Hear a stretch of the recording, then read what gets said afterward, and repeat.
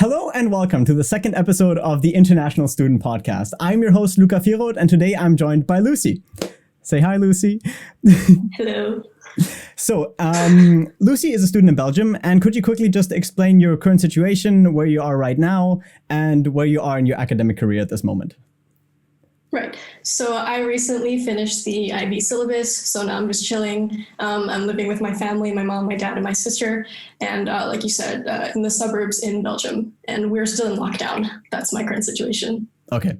Well, once again, perfect gateway into a big topic of conversation right now, right? I don't want to go into exactly the same things we did last time with Philip, but, well, like you said, you are now right where you're supposed to be, right? You're in a position where you've just finished high school. You're now waiting to go off to college. How has that entire process changed? First of all, how did you finish high school? How was that entire process? Because it happened right before it was supposed to end, right? So how did you finish school? So we went on lockdown about a month before our exams were scheduled to happen. And then about 2 weeks into lockdown, it was announced that the final exams for the IB were canceled. And it's quite interesting because the way our grade found out, it was actually the information got leaked 3 days before it was supposed to be announced. Oh. So we got like an examiner email and we just read it and we were like, what the fuck? Like, it was just so sudden out of nowhere. We were really expecting like a formal announcement with maybe like a Zoom call with the whole grade, like, oh, we're sad to announce this. So we were all kind of anticipating it. Like, I wasn't even studying because I just had that gut feeling. But the way it was kind of proposed to us is kind of like, shit. And I actually felt really bad. Like, I felt kind of guilty that we were working up to this and all of a sudden it's just gone. Like, we're done. Yeah, it's kind of funny that you mentioned it, actually, because I always thought, like, if I were in the same position with the corona, I think I would have anticipated also exams not happening and wouldn't have studied from the beginning. And you just said that you also kind of started slacking off. Do you think it's a better turnout now that there are no exams, or do you think it's a better turnout if there would have been exams in your personal situation?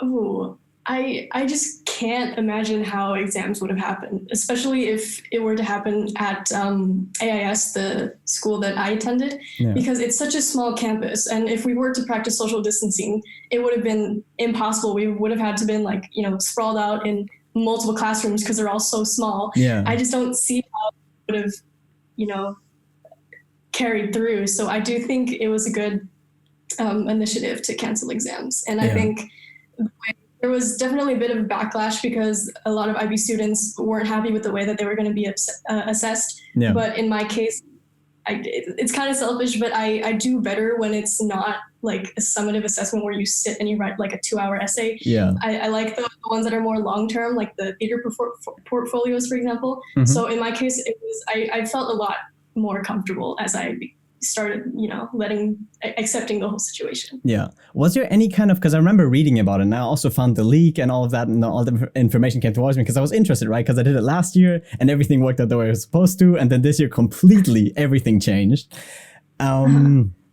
What do you have some friends or some other students who really relied on the exams, like who were slacking in their previous assessments and kind of got like average grades or like a little bit below, but really wanted to excel in the exams that were heavily relying on it? Oh, yeah, absolutely. This one girl in my grade, she was going through a really tough time during mock exams, which ended up being a larger percentage of our final. Yeah, they were a big criteria, weren't grade. They? Yeah. Yeah, definitely. And, just people like her, I feel really bad. And especially since I think the timing for mock exams was really inconvenient for some of us because we had other commitments. And seeing as it didn't really affect our final report card at the time, a lot of people weren't putting in a lot of effort and they were just, going into it like, oh, it's just experience for the final exams. Yeah. So I definitely do think the majority of IB students, especially in my at my school, were just really unhappy with that announcement, and they were really relying on exams, and they really excel in those final assessments, whereas I'm the complete opposite. Yeah, because that's what I thought was really funny when I read the report, right? Because they were like, okay, we have this like really complex algorithm giving no details whatsoever how the entire thing is being assessed. And then definitely what the algorithm, I bet, did not take into account is the fact that most students take assessments that don't actually count into their grade and just count as something very unimportant. well, that they were neglected, right? Because students didn't try. So I didn't try as hard on my mocks. I didn't study for my mocks at all. If my grades would have been reliant on my mocks, that would have been horrible for me. And I was really banking on having that experience afterwards where I could, excel again and not in that part. Because that was the part where you're like, okay, I'm relaxing. It's March. I'm having my free time. There's Easter. I'm having a good time. Exams are coming up. Let me have this rest now. And then I can excel there. Right. It's like the calm before the storm. Yeah, exactly. And now that calm before the storm is exactly what you're being assessed on. And I think that's horrible. I feel like it's difficult that, now examiners or adults are assessing what the average student would do in a scenario like this, like perform well in the mocks and do this and this and this. And then that gets comprised into your grade. I think that's a little bit intense. Yeah, definitely. And we were talking with a few of our teachers. They said, the examiners are informed and they know to be more lenient. Oh, okay. Which makes it even worse because, it's like, yeah, okay, thank you. You're being empathetic. But also it makes it so much more subjective. Yeah. The boundaries are going to be all over the place. And it's going to definitely fuck up the grade boundaries for class of 2021. So it's just... Do you think they'll be taking this year into account for the grade boundaries? Do you think they'll actually use this as some sort of benchmark? Because I feel like that would be, harsh almost. Because it is completely different conditions, right? Yeah. But that's also the thing. Yeah, you're right. Most programs, I don't know about A levels, but IB, for example, they don't really release very specific information. I remember there was a Q&A sort of session that they released with, I think, 32 questions. And none of the questions were given specific answers. It was the broadest answer ever. They were like, what are the assessments going to be like? And then we're like, these are going to be very structured assessments. Like, thank you, but what does structured assessment, what does that entail? What does what is it made of? So, so I don't know if it's going to be taken into account for the next year, but I think it'd be kind of, I don't know. Yeah, now that you bring that up, maybe they won't. Yeah, but that's the thing. It's kind of an unknown because they want the IB to have the same integrity, right? They don't want to lower that. So if they don't take it into account, they'd also be kind of lowering it and be like, okay, that year was different. That year wasn't at the same level of integrity as the IB. So they kind of be talking down their own course, which is exactly what they don't want to do. So I think they're in a very difficult situation right now.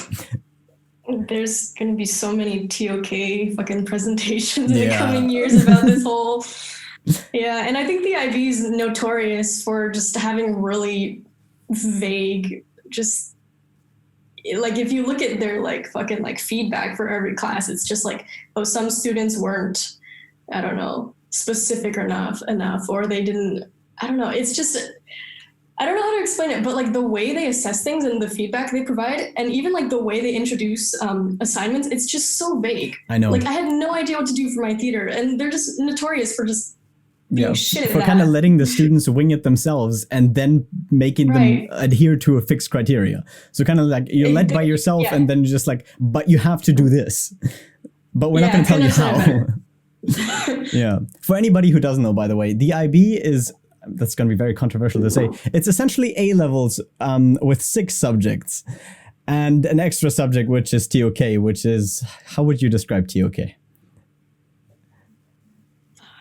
don't even know what TOK is. Yeah. Okay. I mean, TOK stands for the theory of knowledge. You can Google it if you really want to, but it's essentially, it's how people think and why people think. I think. It's off-brand philosophy. Exactly. Off-brand. Perfect. Off-brand philosophy. That is the perfect way to describe TOK. So you're also forced into that along with the other 6 subjects. And then, but with TOK, you are able to get extra points, which is nice. So, but all the TOK assessments... Don't forget the essay. What?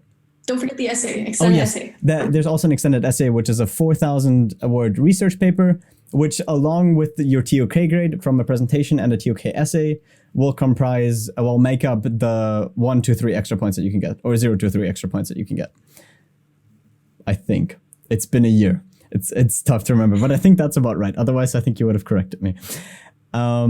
Yes, so that's basically what the IB is. And they made it a really big deal, actually, that what I talked about before about maintaining their integrity. Do you think that the integrity of your diploma right now is kind of damaged because you are in the graduating class of 2020? Yeah, I think seeing as final exams were canceled, there was still like a little bit of the syllabus left over. And I think attending online classes and doing the rest of my theater portfolio, for example, it was definitely just so low energy. And even the teachers were it was just really half-assed. And I think it has definitely affected the integrity in a negative way. And I guess for some of us, it's a good thing, but for others who, have that kind of studious attitude towards their whole high school career, it's really damaging for them. Yeah. Because I when I thought back to my summer, right, I was like, the summer after graduation was I mean, sorry to say, but that was the best summer of my life, right? That was a great time, and everybody looks forward to it. What are your plans now? Did you have any plans that were canceled? Was there anything like traveling or something that was really cut short? Or did you just kind of go into it openly and now you can adjust accordingly? Right. So my family, majority of my family lives in mainland China. And we do this annual thing where we visit for 3 weeks. And I think that was the only thing, like major summer event that was affected. Yeah. So now we can't do that, and we have to probably wait till December or next summer. Other than that, I was just planning small city trips within Europe and the UK. So that is still kind of maybe possible along the way. Yeah, I think it's definitely possible. Yeah. Yeah, I see that happening. I have high hopes. Yeah. Okay, so your plans have entirely just been cut short. But but that is pretty significant. I mean, visiting family for 3 weeks, that is quite I suppose large time event, and also large, friendly community event. Yeah, but for us, it's okay. Like it's not definitely not the first summer we've had to cancel on that. So okay, no big deal. You've just been doing it for 8 years in a row. You've never actually went to visit. You just kind of wanted to the entire time. Yeah. Oh, wow, okay. I think the last time I visited was actually the first time in 3 years. Yeah. Oh, wow, last summer. So at least you still got that in. Like, do you also retrospectively have that? Like, that's what I have a lot now, is like thinking back to all the things that you did in the recent history, where you're just like, okay, I'm glad I still got to do this and that and that and that. Like, you kind of bounce around in your head to things that you now really couldn't do for the next, 6 months to come, that you really actually still managed to fit into that tiny time frame where it was still allowed and you were able to. Yeah, it's kind of like, you remind me of that Tumblr post, it's like, oh, I wish I knew this was the time of our lives while we were living the time of our lives. Yeah, exactly. I do feel that way. I wish there are a lot of moments I wish I could have appreciated more. Yeah. That's what I kind of like. That's the same thing as last episode. It's hard to say that you like something about coronavirus, but it does bring out certain great aspects about people, like them doing more exercise, or people taking less things for granted now, right? Because as soon as we get out of this, just going outside is going to be such an experience. Like, everybody's going to be so much happier about it. So it's like that. Yeah, that's what I kind of like. I think people are learning to appreciate more because now we have significantly less. Well said. Yeah, thank you. No, I just think it's a nice way to look at a very shitty situation. Which the more I talk about the entire coronavirus situation, the more things I realize that are actually pretty nice. Of course, taken away that we're not allowed to go out, we're not allowed to meet friends, and there are a lot of horrible things going on. But there are some things that kind of, they stay with you. This is going to stay with me. Like, the experience of taking less things for granted is nice. I like it. I think I'm more appreciative now. Yeah. Yes. If you excuse me, I'm going to can I? Yes. Okay. No, carry on talking. Enjoy yourself. Go ahead. Yeah, I just wanted to go back to the subject of IB and everything. Seeing as you're a 2019 graduate, how did you feel knowing that if you were maybe enrolled in school a year late, or if you were born a few months later, you would have been the one experiencing this? Do you feel lucky? Do you feel guilty? How has that been for you? That's something I talked about with Philip after our podcast, right? When I stopped recording. Because what he told me is that before, he hated the number 19, right? And for such a stupid reason, he couldn't put it on a hoodie because it doesn't look as nice as 2020, right? 2019 just doesn't look as nice. And we talked about it and we were like, yeah, and we hated it for such a stupid reason. But now we have the 19 and we have the experiences attached to it. And then now other students are kind of deprived of that, which I feel lucky and guilty. And not necessarily guilty. I feel sad almost, because I wish everybody had the same experience that everybody else before got to have, or most other people, and that they just, have the same summer, get to enjoy themselves that one time before they go into university. And also my friends that started taking gap years, like I'm kind of sorry for them, because I mean, one, it was almost to an end, the gap year, yeah. But now the ending is cut short as well. So now that kind of, the reason they took a gap year is kind of diminished almost, because they can't take that they can't do that travel experience or whatever they wanted to do in that gap year. Like that's also been cut. So there's a lot of reasons I feel bad that the situation is happening, especially for students. Because one, academically, it's a ginormous change. Like everything's been turned upside down, especially with online classes. And for final exams, I mean, for me in university, it doesn't matter, right? We have our open book exams now. It's preliminary. Nothing matters at the moment. But this was a big thing for graduating classes, especially graduation. Like I saw your photo on Instagram. I'm glad you still got the graduation photo experience. I think that's very important, because I saw that from all my other friends, and it made me so happy that everybody still got that. How did that actually come along? Did you like have to drive up in a car park and take the picture and then run away, or like was there some sort of ceremony? Because I'm actually interested about that. That seems cool. Close to the first thing you said. So they just gave us Google Sheets document, and then we just, with like different time slots, we had 10 minutes each. We just filled in our names, and then like if we were doing it with our siblings, we wrote our names. We wrote their names. We couldn't do it with our friends, unfortunately. But otherwise, it was actually pretty organized. And, they gave us our gowns beforehand so we could iron them, try them on. We came in with our dresses, our makeup. The photographer was really good. He was quick. And the photos turned out decent. So, I mean, 10 minutes. Yeah. But yeah, it could have, I think that was best case scenario. Yeah. All things considered. Yeah. I was scared that there was not going to be any ceremony for anybody, because I know a lot of schools in America just kind of cut the entire thing. Like it was just like, okay, we're going to online release your diplomas, and that's that. Like you don't get to see your teachers again. Or I'm guessing you didn't really get to see staff much, did you? Or during the photo shoot or something like that. Yeah. Sorry. Something popped up. Something did pop up. I don't know. Okay. Yes. I mean, we did have our online classes for a while, and sometimes we just, like I said before, the low work ethic. So we just dropped the lesson and just had a discussion about the whole situation, which I think was really good for us, actually. Yeah. And we did have like a senior day. We had a whole assembly where all of our teachers got together and we all like said a little thing. Yeah. I think it was, again, best case scenario. Like I actually think our school's been really good at making really decent decisions in terms of getting us all together and keeping us close as a community. So I don't think that was bad, actually. Like, I don't see myself, Yeah. No, I thought that's also like, it's really special, like seeing how much your school cares for the students, not just academically now, but like also in organizing the very few small things that do, matter. Right? Because it's like those little ways that you still manage to see your friends, or those little ways that you still manage to have your graduation experience. I think that's very nice to see, because I know that there are some schools out there who completely neglected that. And I think it says a lot about the school and also the staff of how much they care about the students, of how much they get involved and actively try to still make the experience the best case scenario. Like you said, like they still make it the best way it possibly could be, even given the circumstances.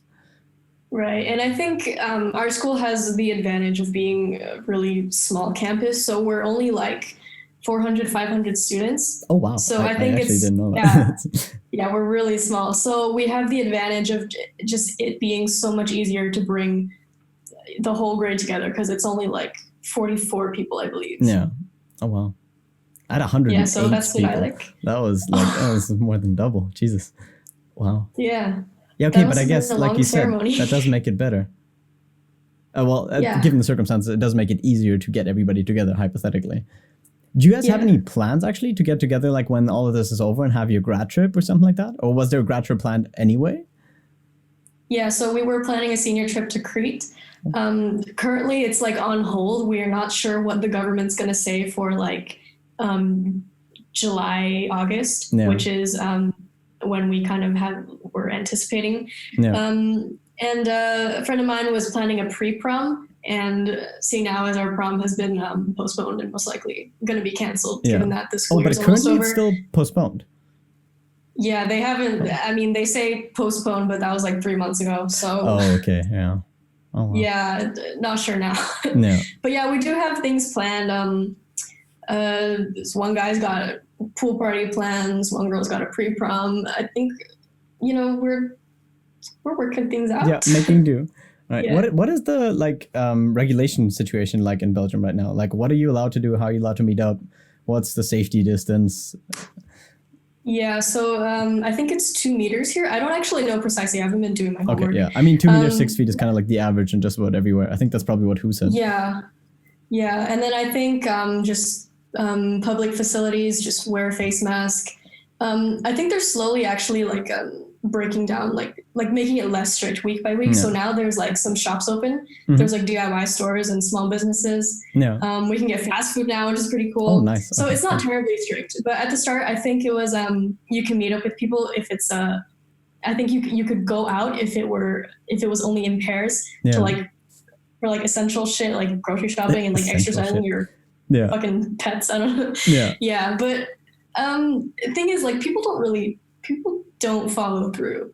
Yeah. I think that's the same for all around the world, but there's people who have not been social distancing since day one. They've still been having their pool parties, still getting together for barbecues. Yeah. There's meetups everywhere. Even when I walk around Buckingham, mm-hmm. like a really small town, there really aren't many people.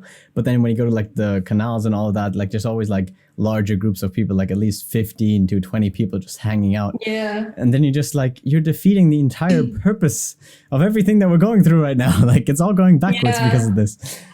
Yeah, it's laughable. And then it's the same people who are going out who are complaining about extended lockdown. It's you have no right. Exactly. You kind of made part of this happen. Yeah. I know. It always goes backwards in some way, shape, or form. Mm. Yeah. Yeah. But So, but the pool party you mentioned before, right? That was also only planned after ease of lockdown regulations and all of that. That wasn't a plan during, or was it? No. Okay. I'm just checking. I mean, I don't know who that guy might be hosting fucking other meetups. Yeah, of course, other things might happen. Yeah, of course. Yeah, I'm not gonna blame anybody, but probably not the best thing to do. Let's put it that way. Yeah. I'm just saying, great stuff. For all 44 people, we're waiting till after lockdown. Yeah, okay, kind of waiting it out. Yeah. Would you go to Crete if the lockdown regulations are eased in July and you are able to? I think so. Yeah. Okay. So so you just go by regulations, what I said, because I'm a little bit more cautious about the entire thing, right? Because I know that just because lockdown regulations are eased doesn't mean the virus is gone and doesn't mean we're any safer than we were while we were in lockdown. Yeah. Okay, maybe a little because of course the curve is flattened and there's less cases, so there's less people who could get you infected. Mm-hmm. But then there's always still the fear of it's not really been fixed now, has it? But you're just go by regulations, or you just kind of wing it depending on which scenario happens. Yeah, I mean, obviously, if I were to go, I'm going to bring a face mask. I'm going to, practice social distancing with people who aren't in my close circle. Yeah. But other than that, I think it's okay. I don't think it's, I don't want to restrict myself to just completely isolated. Yeah, of course. I think it's been too long. I need it. Yeah, of course. As selfish as that sounds. Yeah, no, the thing is, it is selfish, but everybody's thinking exactly the same thing. Everybody's having exactly the same selfish thought in this isolation, and most people are acting on it at this point as well. Mm-hmm.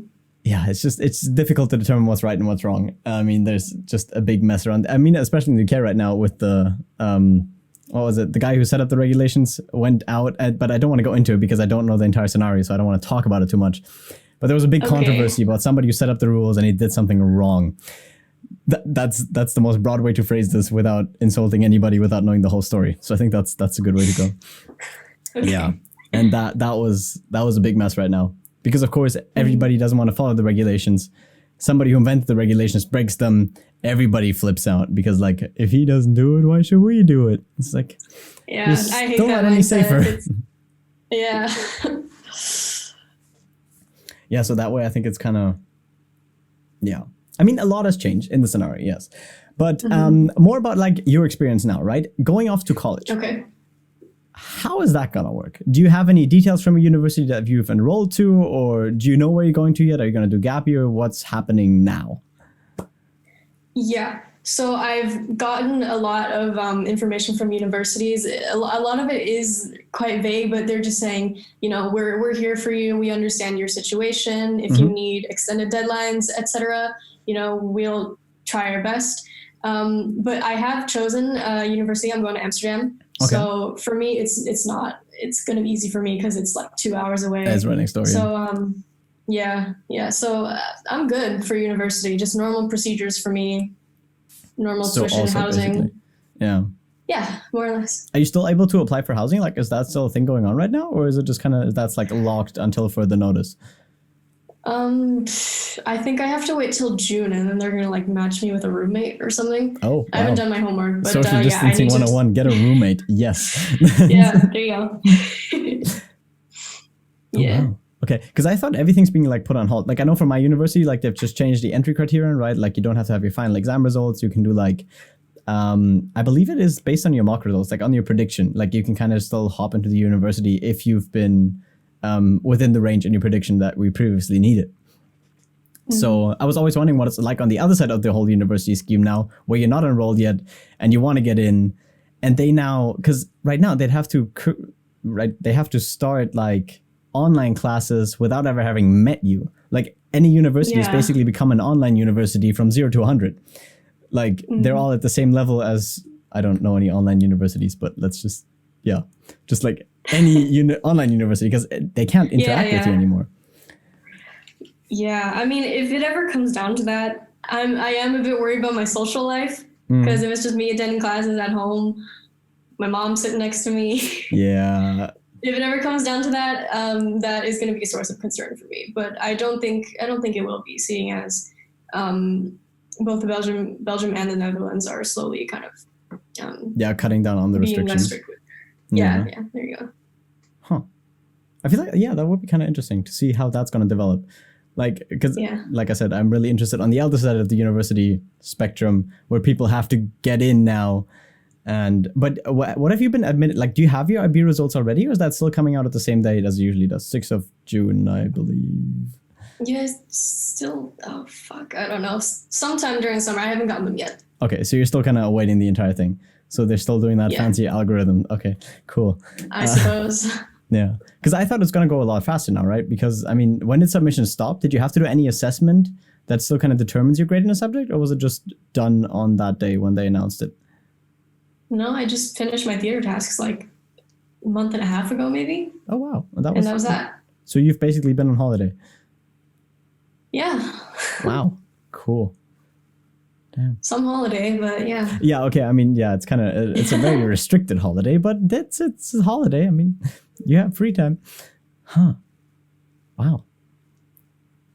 Then, I mean, you'd expect them to get the grades considered as well. I just said all things considered, it's like I'm chilling. Yeah, that's also, it's really nice to have that kind of perspective, right? Because I feel like I could talk to a lot of students that are going to be like, oh my God, it's all ruined. Life is horrible. And then it's your perspective, which is just like, yeah, I'm just kind of vibing, you know, I'm having my time here. This is making the best of the situation. There's this going on. We're still pre-planning this, and we're hoping that this is going to happen. And you're looking forward. You're not looking back and being like, it's all shit. Like, you're not hating everything about this. You're just, I mean, of course, I'm sure you're not loving it like anybody else is, but like, you're making the very best of it, which I think is amazing, because there's a lot of other people who I don't think really would. Yeah, I suppose. I mean, I suppose it's because I'm also like a really introverted person. So like, I like my space. Like, I understand if like people who are a lot more outgoing, like, you know, they need that social interaction. Yeah. But I don't know. I like to have a positive outlook for the sake of my mentality. And yeah, so you're just keeping yourself uplifted, like uplifted to just, So you kind of project positivity. I can't even talk anymore. Project positivity to be more positive on everybody around them. Yes. Huh. Yeah, I mean, I do look back every once in a while and I should be like, and I think like, shit, it's a really good day. I wish I could go swimming with this person and I wish I could go skateboarding with that person. But you have very specific hobbies with very specific people. It's like, I want to go swimming with Daniel, and then I want to go skateboarding with Dave. That's like, yes, it's all planned. Yeah. Yeah, I mean, of course, sometimes you look out and you're like, beautiful day, want to go out, want to do this. Yeah. I mean, can you go out right now unless you want to go, like, even if you don't want to go shopping, like, can you do what we do in the UK, like unlimited exercise starting last Monday, I believe. So now we can go outside and jog for 24 hours a day, and it's really exciting. I think that's what that meant. I don't know the legal boundaries, but because I've just been saying, I'm like, oh, they don't concern me because I'm not even going out or doing anything. Yeah. But for me recently, I've been kind of emancipated, and my parents have been letting me see one or two friends under very specific circumstances. Yeah. So I think the protocol is still like meet up, but maintain distance, wear face mask, practice basic hygiene. Yeah, practice basic hygiene. That's a great one. I feel like that's what everybody should do, even outside of Corona. I just want to put that out there. Yeah, but you'd be surprised. You'd be surprised. Yeah, the thing is, in my accommodation, people have been slacking. Like, it is... As a guy who stopped flushing, like, it's not a good scenario here anymore. Like, I don't know what it is with people, but for some reason when they stay at home, they start slacking on their basic hygiene. Like, that's what I've witnessed a lot. Like, a lot of people are just kind of letting go, and they're like, I mean, I'm at home anyway. Why would I need to care about this and that? But then, like, you live with, like, 7 other people? Like, flush the toilet, man. Yeah. It just smells like a fucking dumpster. Yeah, it's just, the whole scenario is a little bit like, it's iffy. And then, like, because our cleaning services have been reduced, right? Because we don't want to expose staff to all of this.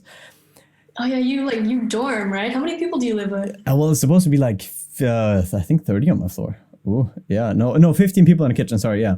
But, like, now there's only, like, roughly 7 people there. So it's better. And the thing is, like, we started off with no cleaning services, and then everybody had to clean for themselves. So we increased in responsibility. Cleaning services got reintroduced, and now we dropped in responsibility again. Like, they got reintroduced, but then they got reduced, right? So we dropped the responsibility, and now there's less cleaning services. So we kind of want the responsibility again because everybody's getting grossed out by what's going on in the kitchen and the bathroom. And it's just, like, dorming at this time is not a fun thing to do. Yeah, I can imagine. But yeah, we make do. There's this, yeah. Jeez, yeah, because I'm getting sick of living in this big ass house with only 3 other people. I can't imagine what it's like to have like a big room house to yourself. The suffering. Oh my God. I would hate it. No, yeah, right? I feel like a dickhead now. Yeah, no. Yeah. I think it's what I also said with Philip last time. Like, I also don't want to go back, right? Like, I could go back to my parents, live in a house, have a little bit more space. Like, let's face it, dorm isn't the most spacious thing. I'd have my own bathroom and everything, but you kind of don't want to leave that whole independence thing. Like, you've left that old life behind, and now you're your very own person, and you've established your own space, and it's kind of nice. Also, cooking for yourself, like, it can be fun. Also, I don't want to get quarantined for 14 days because I traveled by plane, and that's just too much. Oh, is that still a thing? I think so. I mean, it would make sense because if I catch a flight, which I don't think many are available, I'd definitely be placed into self-isolation or quarantine. I don't want to. I mean, that's 14 days wasted. Here, at least I can have unlimited exercise. Like I said, I can go jogging 24 hours if I wanted to. Staying apart from people, of course, is very important. That, like, to you, that must be the dream, you fucking gym rat. Well, no. I like sitting inside now. I've done this. I have a podcast now. I have people. I need good to talk. initiative. Yes, exactly. Next time I'm going to take everybody for a run. It's going to be very exciting. No, I'm not.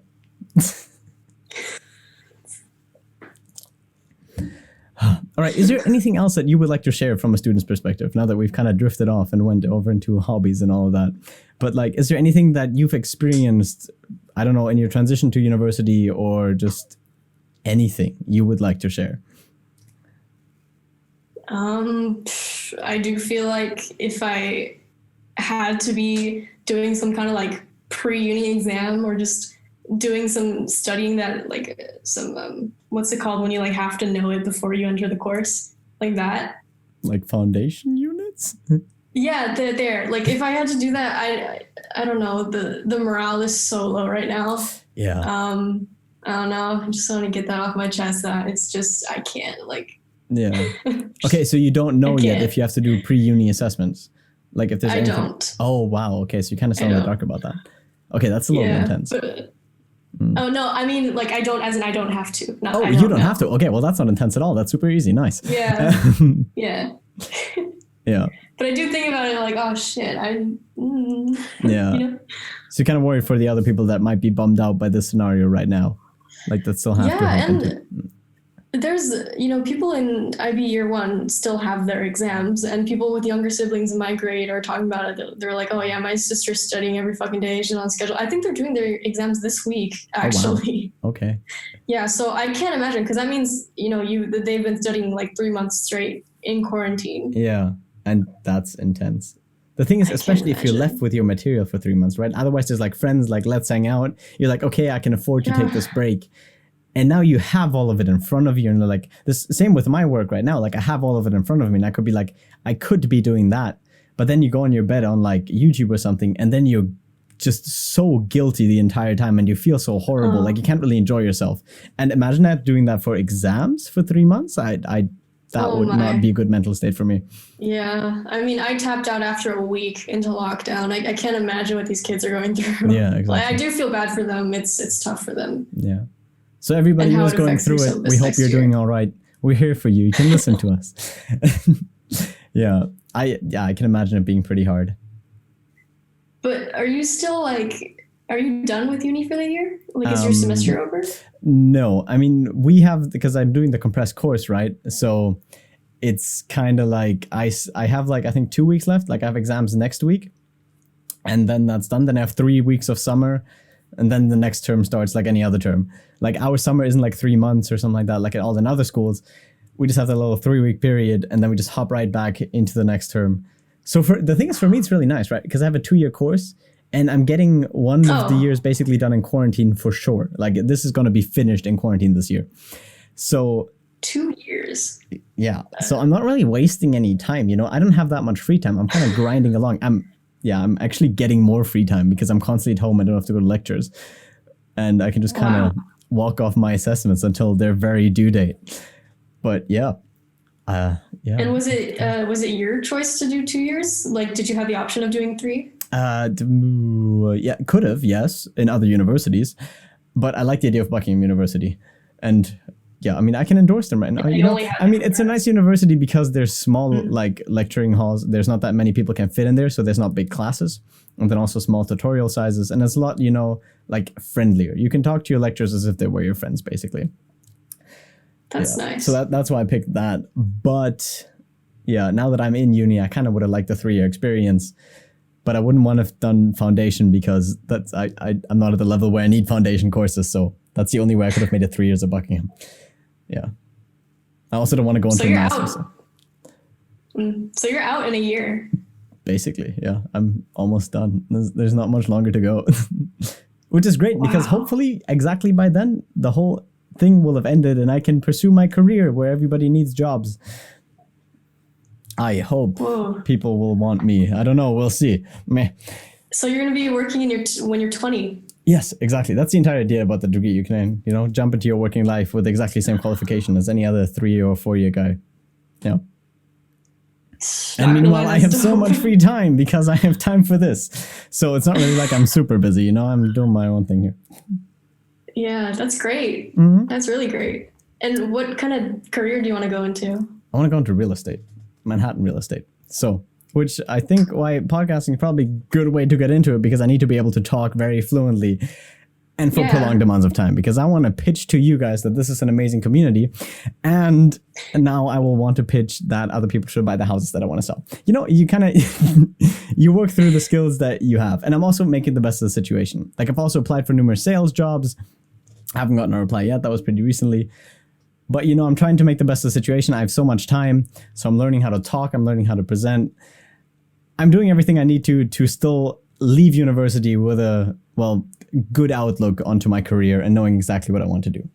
And I think that every other student who's in your situation, for example, right now, should still have exactly the same outlook, right? Like you left, school on a very abrupt, but still on a bang. And you can still look out onto everything that you have now, especially given that, all the unis want to support students more than ever, because everybody wants to provide that environment where they, one, can accept students, and two, where they can make them truly feel welcome, right? So you're in a kind of a unique spot. I mean, most students right now are. So I think everybody should seize that to the best of their ability, be it their free time, or be it the time they can invest in studying, or be it the very welcoming attitude of universities at the moment. Not saying that they're making anything more lenient, but I think they're welcoming. Like, they're caring at the moment. It's definitely a story you're going to be like fucking telling your other friends, like, I don't know, like 10 years later. Yeah, like I was in this historical event.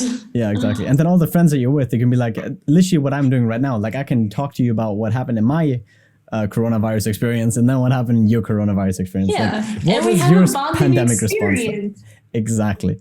So it's something to talk about, but then once again, there's better things to talk about that didn't have to require such drastic measures. Silver linings. Yeah, we didn't need a pandemic to talk about things, you know? No. Yeah. And then now, speaking of talking of things, I think this is a good way to call it quits. Don't laugh.